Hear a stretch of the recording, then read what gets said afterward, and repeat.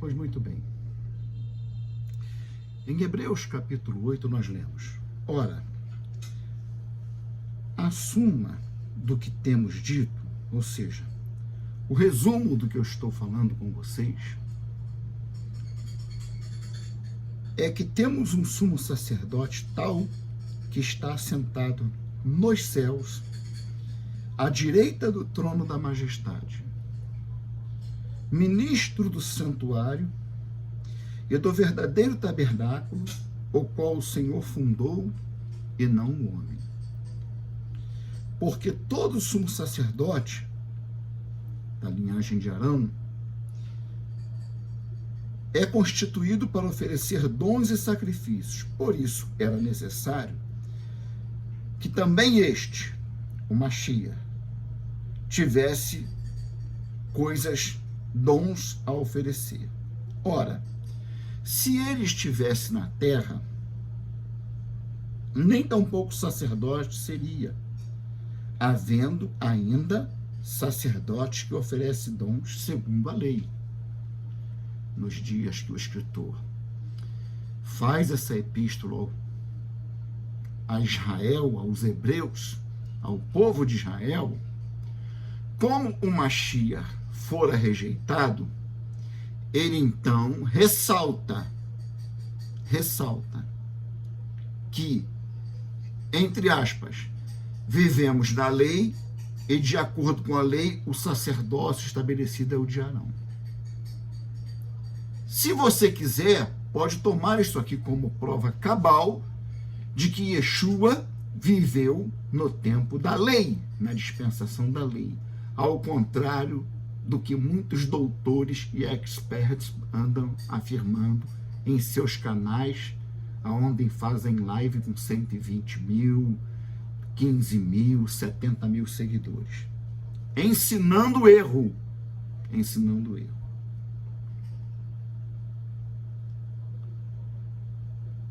Oferecem dons segundo a lei. Lei, dispensação, dentro da qual viveram João Batista e seu primo, com diferença de idade de 6 meses, e Yeshua, chamado Hamashiach, né? Que aqui se traduz Cristo, se fala Cristo. Os quais servem de exemplo e sombra das coisas celestiais.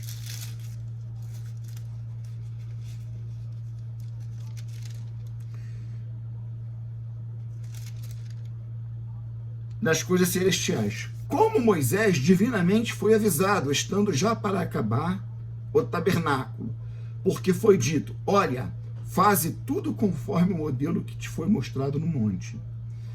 Mas agora alcançou ele ministério tanto mais excelente, quanto é mediador de uma melhor aliança, que está confirmada em superiores promessas.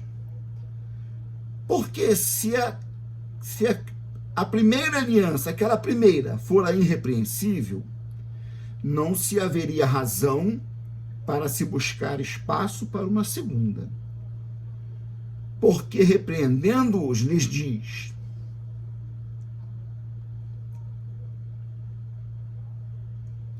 eis que virão dias, diz o Senhor, em que com a casa de Israel e com a casa de Judá estabelecerei uma nova aliança.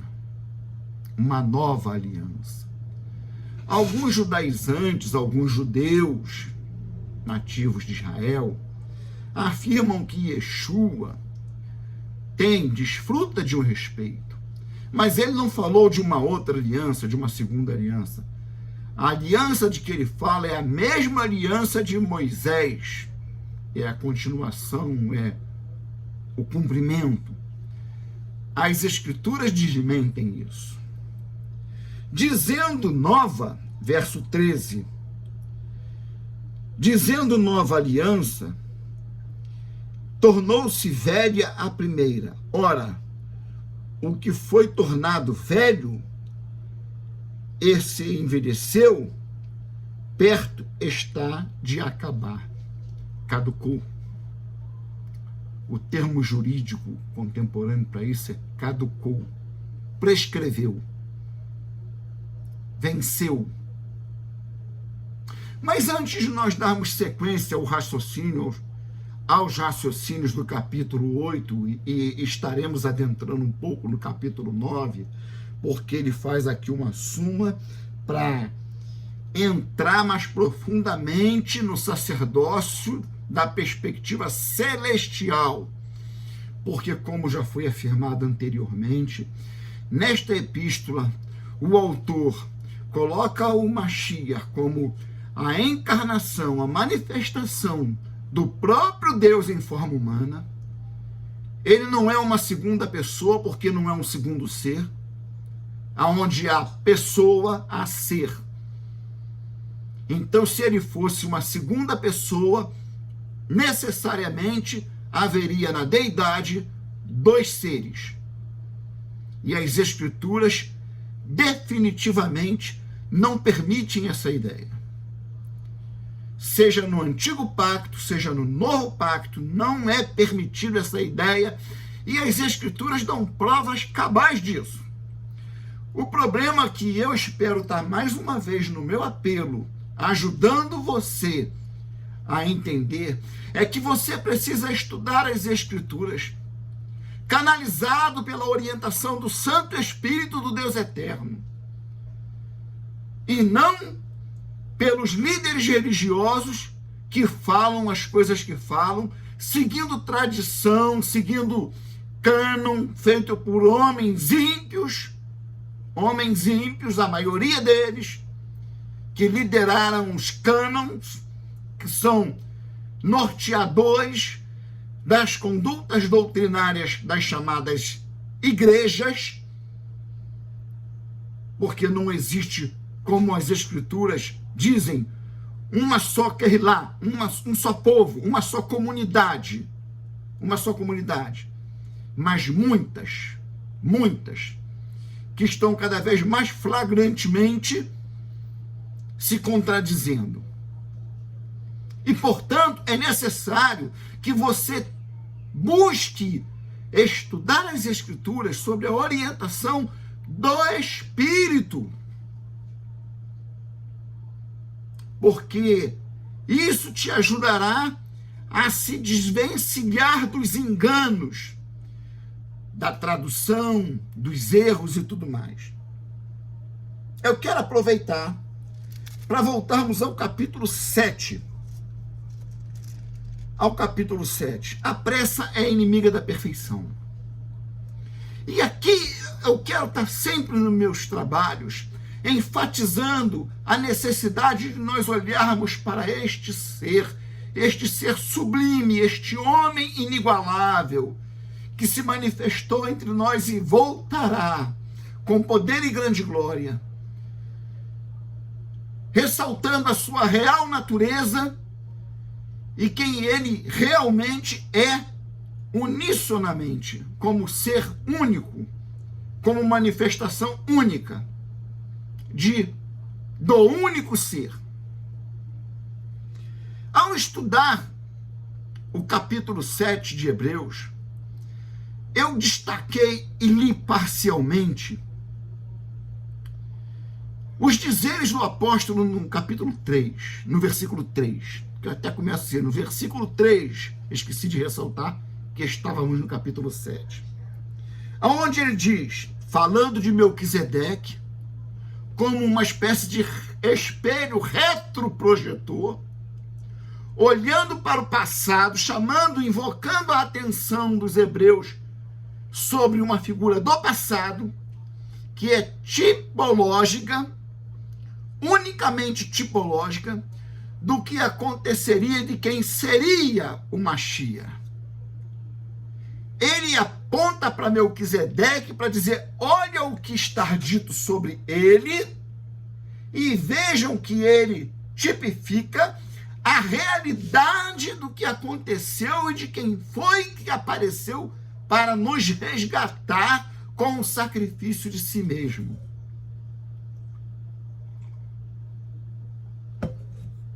Mesmo em português, essas informações recebem menos atenção, menos atenção do que ela realmente reclama. Ele fala de Melquisedeque sem pai, e claro, ele está fazendo uma referência ao Mashiach, a Yeshua, chamado aqui em Jesus. Sem pai, sem mãe, sem genealogia, não tendo princípio de dias, nem fim de vida, mas sendo feito semelhante ao Filho de Deus, permanece sacerdote para sempre. É claro que a linguagem em Melquisedeque é figurativa.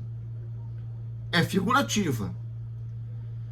A sua manifestação histórica, o seu parecer na historicidade da vida, transmite a ideia de que ele é um ser de quem ninguém sabe a origem e de que não há registro do fim de vida.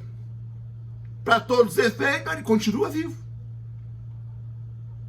Ele seria, na linguagem corriqueira dos nossos dias, eterno.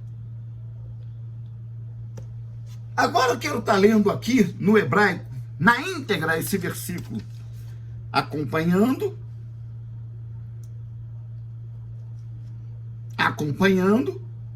com o português, que nós vamos ver que não há diferença. Mas, por estar no português, algumas expressões não chamam tanto atenção como deveria.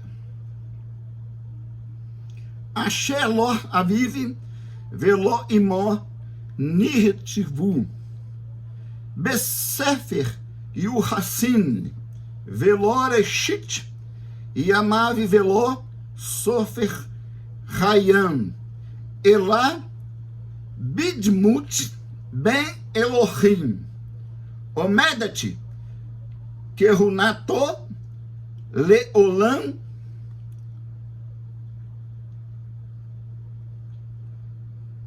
bidmut ben Elohim omedat kehunato leolam. Agora vamos ver isso aqui. Asher, o qual lá aviv veló imó, não tinha pai e não tinha mãe. Niretibu, quer dizer, ele está se referindo à terceira pessoa do masculino. Não era escrito e sem relação de linhagem. É o destaque que eu fiz no vídeo anterior. Besefer e o Hassim. Ele não tinha relação histórica de vida. Não havia como se dizer, ele é filho de fulano, neto de ciclano, bisneto de tetrano e assim por diante. E o Hassim, e sem linhagem. Não tem linhagem, não gerou filho, não deixou descendência. Olha como ele vai mostrando em Melquisedeque como tipologicamente perfeito, ele é o tipo do qual o antítipo é o Mashiach, Yeshua.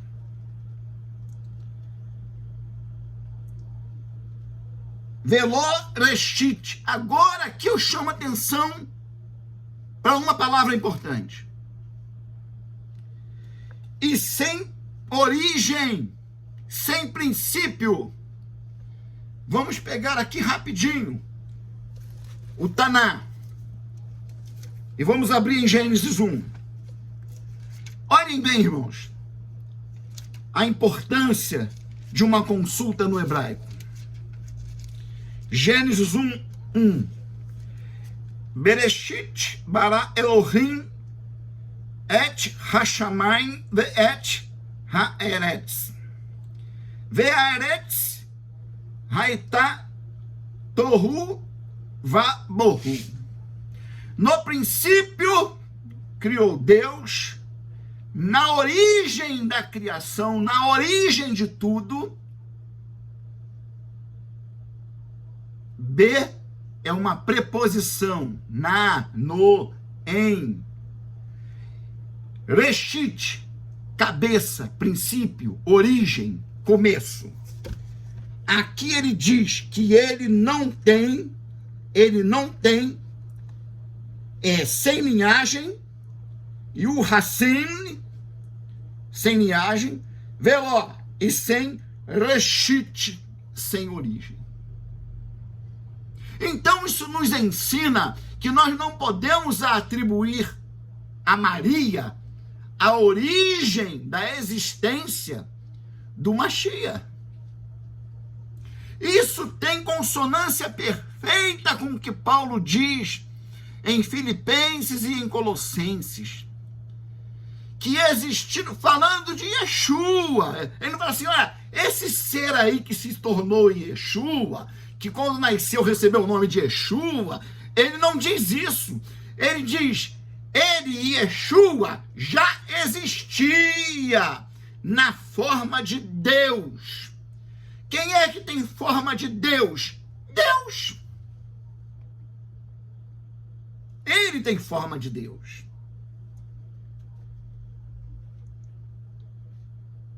Veló, Reshit e Amav, sem origem de dias. Veló, Sof, Hayan, sem origem, sem fim de dias. Sem origem de dias e sem fim de dias.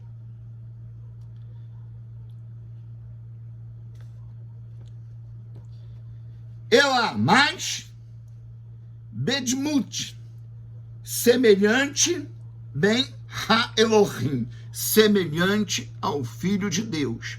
Uma referência a Melquisedeque, mostrando que o que ele era em figura, o antítipo é real, Filho de Deus. Agora essa palavra Bedmut, ela também aparece em outra passagem.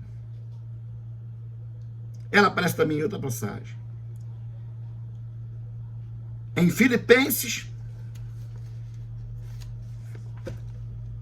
Filipenses, nós vamos consultar também na Pesquita. Isso é importante para que fique claro que eu não faço vídeo tirando coisas da minha cabeça, não. Eu procuro orientar, sustentando minhas orientações nas Escrituras. Você tem todo o direito de discordar. Mas, por favor, respeite o fato de quem discorda de mim não discute, não faz comentário, não critica e não contesta. Filipenses.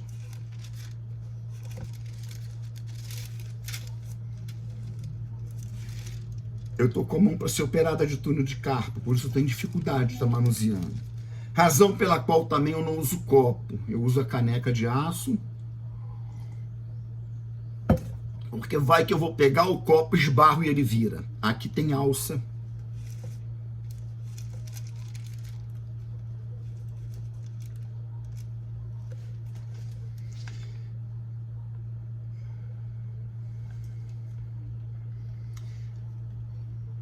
Filipenses, capítulo 2.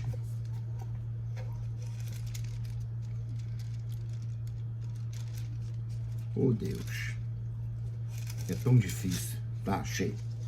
Filipenses 2, 5. O que ele diz no 5? De sorte que haja em vós o mesmo sentimento que houve também em Yeshua HaMashiach. 6.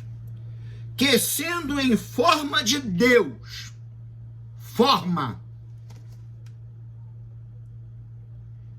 que birioto, existindo, aqui é o verbo existir, que está aqui no passado,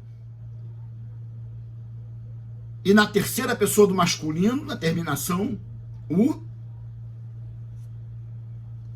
berriotó, desculpe, na primeira pessoa, ele, existindo, ele, não terceira, primeira. Bidmut, em forma Ha-Elohim. Filipenses 2, versículo 6. A mesma expressão que Paulo usa aqui em Filipenses, para a igreja de Filipenses, ele usa na Epístola aos Hebreus, usando o termo para semelhança, igualdade completa, perfeita de natureza e de aparência. A aparência, como ele diz a Filipe, quando perguntou: Senhor, mostra-nos Deus o que nos basta. E ele responde: estás há tanto tempo comigo, Filipe, e ainda não me conhece? Quem me vê a mim, vê o Pai. Está aqui o Pai. Eu sou o Pai. A forma, isso aqui eu estou colocando nas minhas palavras, as entrelinhas. A forma filho não significa que eu tenha algo a menos do que o Pai, que a minha diferença, a minha aparência seja inferior à do Pai. Quem me vê a mim, vê o Pai. E quem porventura quiser e puder ver o Pai, me verá. Porque se quem vê a mim vê o Pai, o inverso tem que ser legitimamente verdadeiro.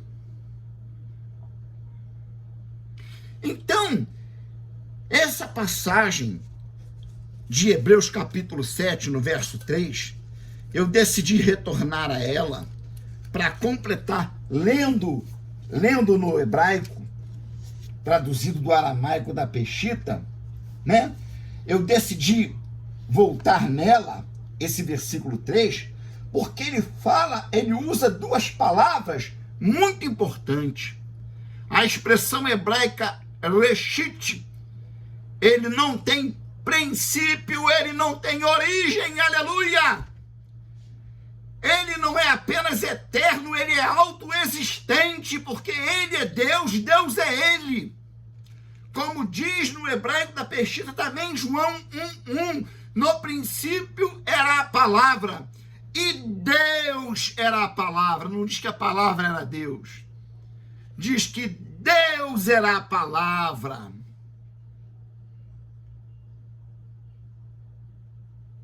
Que maravilha, né?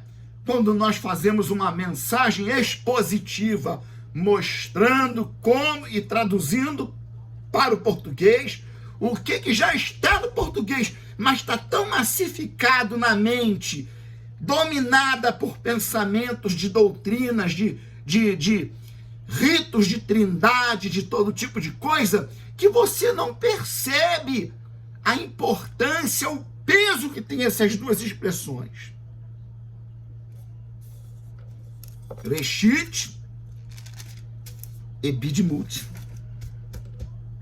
Olha aqui. Sem linhagem, Besefer e o Hassim. Veló, Reshit. Mas Bidmut, semelhante bem a Elohim. Que isso leve você a uma reflexão a respeito da atenção que nós temos que dar a certas expressões das Escrituras no Novo Testamento. Que nós lemos todo dia, lemos, e a mente acostuma a ler aquela, a gramática, a soletração de sílabas, e esquecemos de atentar para o que está por trás da expressão. Olhar para as Escrituras também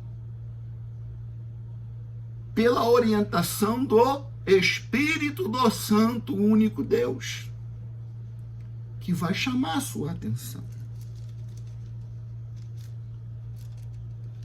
Vivemos dias difíceis, dias que nos impedem de nos concentrar, vivemos dias de agitação, de cansaço, de fadiga, o que nos leva a tratar a Bíblia como se fosse uma Eneida, como se fosse a Odisseia, Não.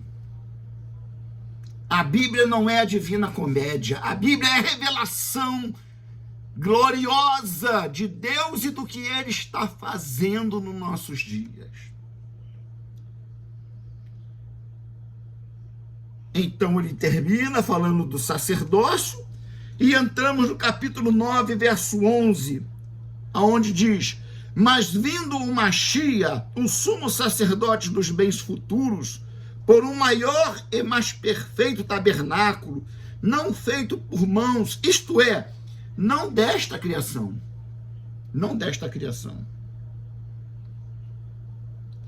nem por sangue de animais, de bodes, bezerros, mas pelo seu próprio sangue, entrou uma vez no santuário, havendo efetuado uma eterna redenção. Porque o sangue de touros, de bodes e cinzas de uma novilha aspargida sobre os imundos, os santifica quanto à purificação da carne, temporariamente.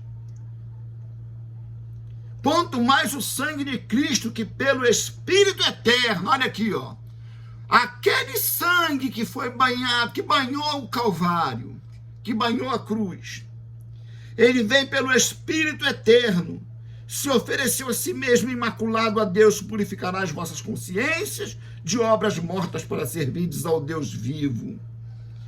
E por isso é mediador de um novo testamento, para que, intervindo a morte para a remissão das transgressões que havia debaixo da primeira aliança, os chamados recebam a promessa da herança eterna, porque onde há testamento, necessário é que intervenha a morte do testador, e ele foi morto.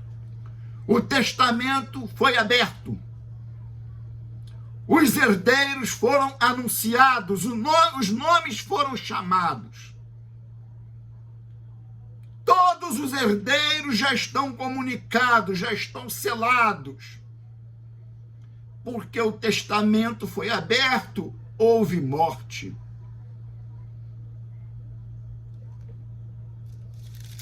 Precisamos ter cuidado com os nossos dias.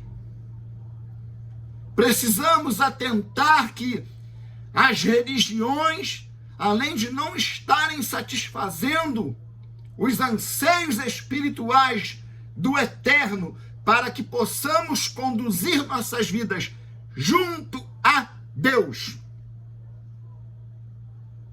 Muito pelo contrário, está havendo uma balbúcia de confusão, de contradição. É muita gente falando muita coisa. Então, eu advirto a você que ligue o seu coração a Deus na sua vida íntima, na sua vida pessoal, com oração, olhando para as Escrituras, observando o seu real significado, que ela é a porta da vida. Eu termino chamando a atenção para dar mais uma vez a ênfase da natureza e da pessoa desse ser que chamam de uma outra pessoa, um filho, no significado, no sentido de um outro. Não é. As Escrituras enfatizam para quem quiser ver ou para quem puder ver, para quem tiver olhos e ouvidos, que Ele é o Deus Todo-Poderoso, manifesto em carne na forma de Filho. Termino lendo 1 Timóteo, capítulo 6. A partir do verso 13 ele diz ao jovem pastor: mando-te diante de Deus que todas as coisas vivifica, e de Yeshua HaMashiach, que diante de Pôncio Pilatos deu o testemunho de boa confissão, que guardes este mandamento sem mácula e repreensão, até, preste atenção, até a aparição de nosso Senhor Yeshua HaMashiach, a qual, não é o qual, não é Yeshua, é a aparição, a qual está fazendo referência à aparição. A seu tempo mostrará mostrará o bem-aventurado e único poderoso Senhor. Veja bem, Rei dos reis e Senhor dos senhores, aquele que tem ele só a imortalidade e habita na luz inacessível, a quem nenhum dos homens viu nem pode ver, ao qual seja a honra e o poder sempre eterno. Amém.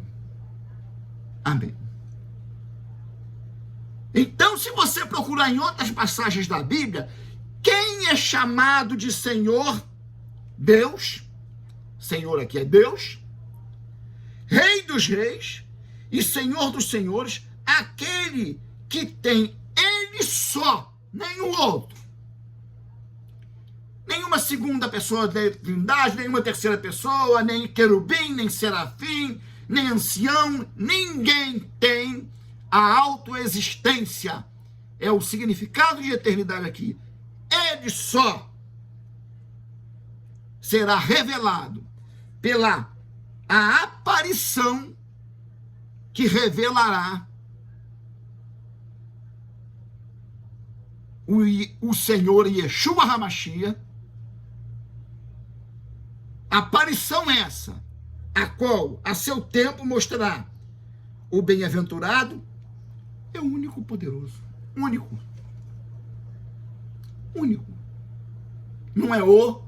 não é um, é único, o único, poderoso Senhor, Rei dos reis e Senhor dos senhores, aquele que tem ele só a imortalidade. Espero que este trabalho ajude você a entender o que eu vinha tentando dizer, o que eu venho dizendo antes. E agora, a Epístola aos Hebreus, como eu tenho falado, ela pega lá, volta atrás um pouco para mostrar, para conectar as ideias. E se nós não soubermos trabalhar com ela, fica parecendo que a gente está falando coisas desconexas, perdeu a linha, perdeu uma... Não é nada disso, não é nada disso. Que Deus abençoe, que possamos ter um bom fim de semana e até o próximo trabalho.